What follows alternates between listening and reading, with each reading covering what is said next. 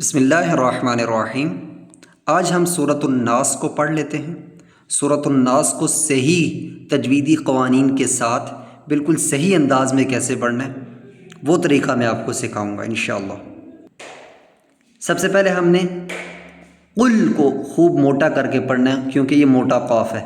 قل اعوذ برب الناس، نون کے اوپر غنہ کریں گے، رب الناس، ملک الناس، الہ الناس، من شر الوسواس الخناس۔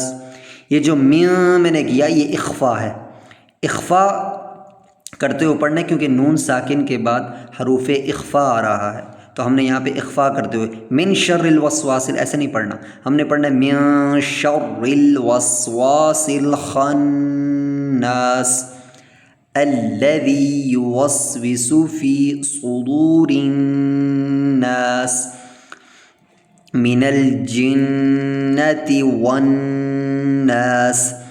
الذی میں ہم نے الذی نہیں پڑھنا، الذی یوسوس فی کو کھینچنا ہے، کچھ لوگ یوسوسو کو کھینچتے ہیں، یوسوسو فی، تو سو کو کھینچنا ہے، سین کے اوپر پیش ہے تو زبر زیر پیش کو کھینچتے نہیں ہیں۔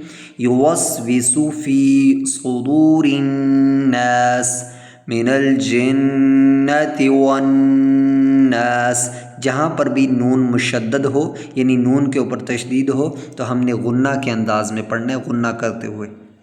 جزاکم اللہ خیرہ۔